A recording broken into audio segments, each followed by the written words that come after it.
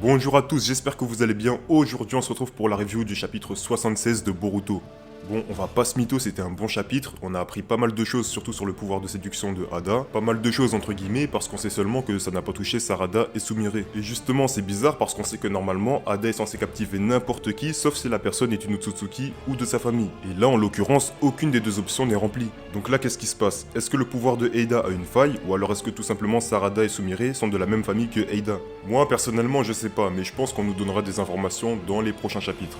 En tout cas, moi j'ai une petite théorie. On sait que Sarada fait partie du clan Uchiwa, et donc, vu qu'elle est une Uchiwa, elle descend du peuple des Uchiwa, logiquement. Mais qui est le créateur du clan Uchiwa? Eh bien c'est Indra Otsutsuki. Donc peut-être que si Sarada résiste au pouvoir de Aida, c'est tout simplement parce qu'elle a du sang Otsutsuki, ou des gènes Otsutsuki, ou du chakra, ce que vous voulez.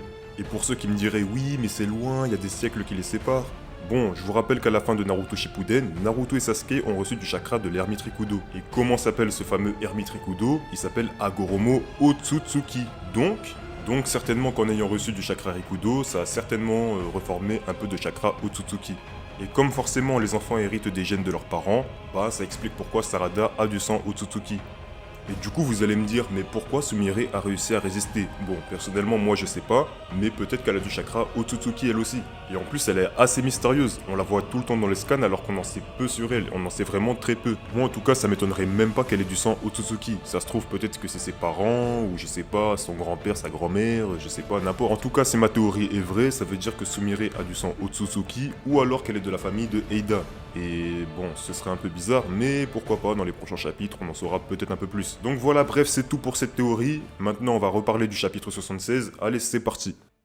Bon, honnêtement, je sais pas vous, mais moi j'ai trouvé que c'était un bon chapitre, comme j'ai dit. On a découvert que Sumire et Sarada ne sont pas atteintes par le pouvoir de Eida. Et par contre, il y a quelque chose que j'ai énormément apprécié, franchement, c'est le cas de Eida. Elle a un pouvoir de ouf, elle peut rendre amoureux ou amoureuse n'importe qui, que ce soit homme ou femme. Mais bon, moi je pense qu'elle va préférer aller chez les hommes, et d'ailleurs, heureusement. Mais bref, moi ce que j'ai aimé avec ce chapitre, c'est qu'on voit les réels problèmes de Eida. Et je comprends totalement sa douleur. À chaque fois qu'elle s'en va quelque part, il y a tout le monde qui est amoureux d'elle. Et le problème dans tout ça, c'est que toutes ces personnes tombent amoureux d'elle sans même la connaître. Et tout ça, c'est à cause de son pouvoir. C'est pour ça qu'elle s'en veut, parce qu'il y a très peu de personnes qui peuvent être amoureux d'elle sincèrement, d'avoir de réels sentiments sans être sous l'emprise de son pouvoir. Et d'ailleurs, c'est pour ça qu'elle se tourne plutôt vers Kawaki et Boruto.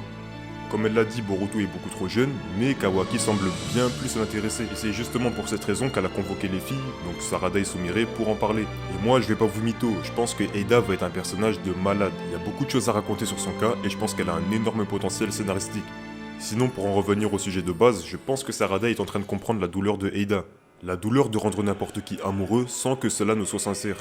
Par contre, s'il y a quelque chose qui m'a fait rigoler dans ce chapitre, c'est bien Daimon, ce mec il est trop fou. Regardez-moi ça, comment c'est possible d'être aussi insolent, franchement. Daimon, quand il se prépare à parler, c'est forcément pour clasher quelqu'un, et souvent ça va être Boruto. Bref, à part ça, il y a Boruto qui comprend qu'il voit le futur, en fait, donc dans ses visions, bah c'est sûrement des choses qui vont arriver. Et sinon, le dernier point à souligner, c'est Kawaki. Mais là, avec ce chapitre, il n'y a plus aucun doute. On sait que Kawaki sait que Momoshiki se cache à l'intérieur de Boruto. Ça fait déjà plusieurs chapitres que Kawaki semble voir Momoshiki, on sait pas s'il le sent ou s'il le voit. Et d'ailleurs, c'est sur cette page-là que le chapitre se termine. Donc qu'est-ce qui va se passer dans le prochain? On sait pas, peut-être qu'on aura des informations sur le pouvoir de Eida, peut-être qu'on aura des infos sur Momoshiki, on verra. En tout cas, si vous avez aimé, je vous demande de liker, comme ça améliore le référencement. Si vous avez aimé aussi, bah abonnez-vous, parce que je sais que vous êtes énormément à regarder mes vidéos sans être abonné. Donnez-moi votre avis sur le sujet en commentaire, et moi je vous dis à la prochaine pour une nouvelle vidéo. Sayonara.